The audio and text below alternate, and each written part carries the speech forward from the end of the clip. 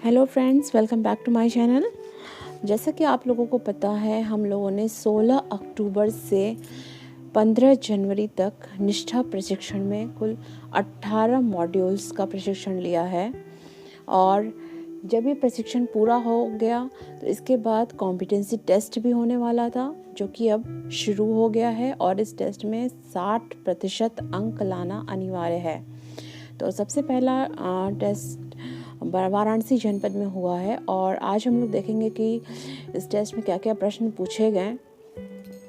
और 31 जनवरी को चंदौली जनपद में भी ये परीक्षा प्रस्तावित है, जो कि गूगल फॉर्म के थ्रू होगी, जिसमें 30 प्रश्न होंगे और उन प्रश्नों का आपको सही सही उत्तर देना होगा और इसमें 60% अंक लाना अनिवार्य होगा।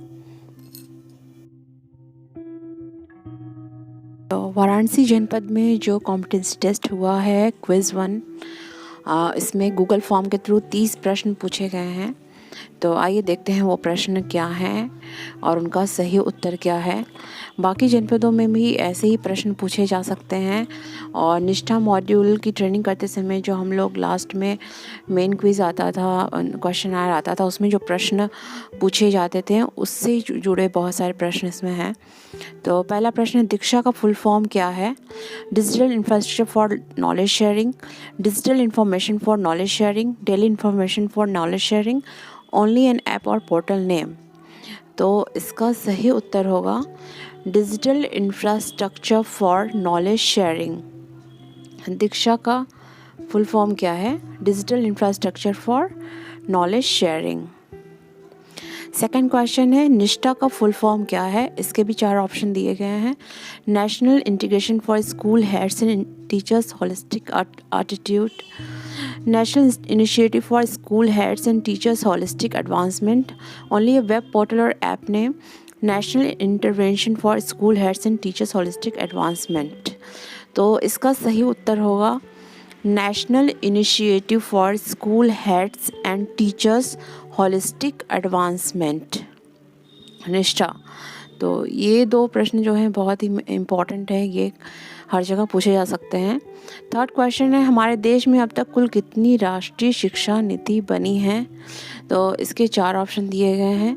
पहला ऑप्शन है 3, सेकंड ऑप्शन में 4 दिया गया है, थर्ड ऑप्शन में है 5, फोर्थ ऑप्शन है 6। तो हमारे देश में अब तक कुल कितनी राष्ट्रीय शिक्षा नीति बनी है? तो इसका सही उत्तर है 3।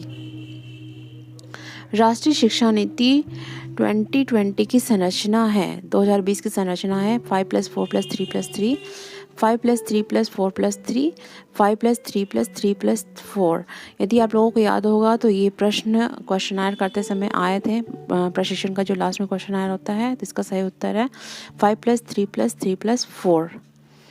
नेक्स्ट क्वेश्चन है, बच्चों की सुरक्षा के लिए चाइल्ड हेल्पलाइन नंबर क्या है? 1089, 1098, 1076, 1070। तो इसका सही उत्तर है 1098। नेक्स्ट क्वेश्चन है, पॉस्को का फुल फॉर्म क्या है? Prevention of child from sexual offences, protection of children from sexual act, protection of children from sexual offences, procedure of crime for sensitive order. तो पॉस्को का फुल फॉर्म क्या है? ये भी एक इम्पॉर्टेंट क्वेश्चन है। पॉस्को का फुल फॉर्म है protection of children from sexual offences. तनाव को दूर किया जा सकता है संगीत सुनकर, योग व व्यायाम द्वारा, अदर। तो 3 ऑप्शन इसके दिए गए हैं। तो तनाव को हम लोग कैसे दूर कर सकते हैं? संगीत सुनकर। तो इसका सही उत्तर होगा संगीत सुनकर।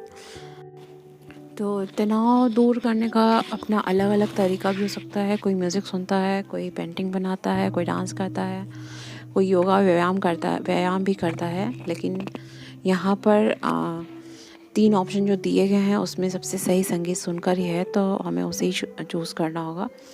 बच्चों को डांटना हिंसा है, ये सत्य असत्य आदर। तो इसका उत्तर होगा सत्य। जेंडर एक सामाजिक वर्गीकरण है जबकि सेक्स जैविक वर्गीकरण है। ये सत्य है या असत्य? जेंडर एक सामाजिक वर्गीकरण है, सत्य। कक्षा 1 व 2 में पर्यावरण अध्ययन अलग अलग विषय के रूप में पढ़ाया जाता है, भाषा का गणित के साथ पढ़ाया जाता है, नहीं पढ़ाया जाता है, अदर। कक्षा 1 व 2 में पर्यावरण अध्ययन भाषा व गणित के साथ पढ़ाया जाता है। जल संसाधनों में पीने योग्य और ना पीने योग्य दोनों जल होते हैं, सही गलत अदर? सही, इसका उत्तर होगा सही। जल संसाधनों में पीने योग्य और न पीने योग्य दोनों जल होते हैं। दक्षिणी अक्षांश के रूप में जाना 23.5 डिग्री दक्षिणी अक्षांश के रूप में जाना जाता है मकर रेखा। मूल्य आधारित शिक्षा की ओर न ले जाना कहलाता है सक्रिय अधिगम, निष्क्रिय अधिगम, सामान्य अधिगम, अदर। मूल्य आधारित शिक्षा की ओर न ले जाना कहलाता है निष्क्रिय अधिगम। निष्क्रिय अधिगम इसका उत्तर होगा। बच्चे वयस्कों के साथ परस्पर संवाद से सीखते हैं, सत्य या असत्य? तो ये सत्य है, बच्चे वयस्कों के साथ परस्पर संवाद से सीखते हैं। बच्चा कौन है? किशोर न्याय अधिनियम 2015 के अनुसार बच्चा कौन है? 18 वर्ष से कम आयु का, 6 वर्ष से कम आयु का, 12 वर्ष से कम आयु का, 16 वर्ष से कम आयु का। तो इसका सही उत्तर होगा 18 वर्ष से कम आयु का। निःशुल्क एवं अनिवार्य बाल शिक्षा अधिकार अधिनियम 2009 के अंतर्गत आयु वर्ग के बच्चे शामिल हैं 6 से 18 वर्ष, 3 से 18 वर्ष, 6 से 14 वर्ष। तो इसका सही उत्तर होगा 6 से 14 वर्ष। उच्च प्राथमिक स्तर पर आरंभिक परीक्षण में कुल कितने प्रश्न होंगे? उच्च प्राथमिक स्तर पर आरंभिक परीक्षण में कुल कितने प्रश्न होंगे? 15, 20 या 25? तो इसका सही उत्तर होगा 25। उच्च प्राथमिक स्तर पर आरंभिक परीक्षण में कुल 25 प्रश्न होंगे। शैक्षिक भ्रमण एक तकनीक है, सत्य या असत्य? तो शैक्षिक भ्रमण एक तकनीक है, यह सत्य है, इसका उत्तर होगा सत्य। ELPS में E का आशय है experience. ELPS experience, language, picture, symbol, experience. Rack में ERAC में C का आशय है तुलना, जोड़ना, निष्कर्ष, उपरोक्त में से कोई नहीं, अदर। तो C conclusion, C stands for conclusion, निष्कर्ष इसका सही उत्तर है। कक्षा 4 गणित का प्रेरणा लक्ष्य है जोड़ घटाना हासिल के साथ 75% प्रश्नों को सही हल कर लेते हैं, भाग के 75% प्रश्नों को सही हल कर लेते हैं, गुणा के 75% प्रश्नों को सही हल कर लेते हैं, अतः। तो इसका सही उत्तर होगा गुणा के 75% प्रश्नों को सही हल कर लेते हैं। कक्षा 4 गणित का प्रेरणा लक्ष्य है ये। प्रेरणा तालिका का प्रयोग किया जाएगा शिक्षण योजना बनाने में, TLM बनाने में, बच्चों की अधिगम संप्राप्ति को दर्ज करने में। इसका सही उत्तर होगा बच्चों की अधिगम संप्राप्ति को दर्ज करने में। सहज पुस्तिका में शामिल हैं उपचारात्मक शिक्षण विधि, कहानी एवं कविता, चित्र एवं निबंध। तो सहज पुस्तिका में क्या शामिल है? कहानी एवं कविता। आधारशिला क्रियान्वयन संदर्शिका बताती है दैनिक शिक्षण योजना के बारे में, व्यायाम कक्षा के संचालन के बारे में, बच्चों की प्रगति के बारे में।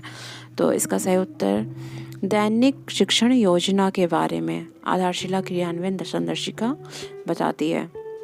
लिखित समृद्ध माहौल बनाने में उपयुक्त होता है विषय वस्तु को समय समय पर बदलते रहना, विषय वस्तु को स्थायी रूप से लगाना, कक्ष को चित्रों से सजा देना।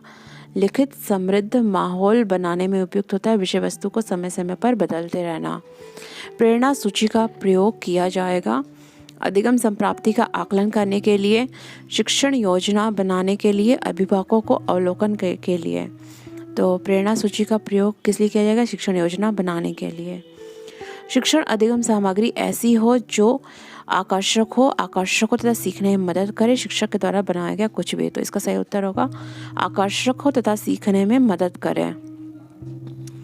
नेक्स्ट क्वेश्चन है एक अच्छी कक्षा तब होगी जब बच्चे सुन रहे हों, अध्यापक बोल रहे हों, बच्चे प्रश्न कर रहे हों, अध्यापक उत्तर दे रहे हों, बच्चे बोल रहे हों, अध्यापक देख रहे हों। तो इसका सही उत्तर होगा बच्चे प्रश्न कर रहे हों, अध्यापक उत्तर दे रहे हों।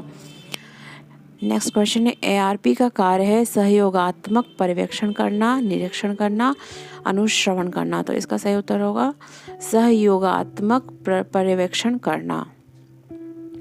लास्ट क्वेश्चन, एक आदर्श या अपेक्षित शिक्षण अधिगम प्रक्रिया में टीचर टॉक टाइम होना चाहिए 100%, 20%, 80% या 50%।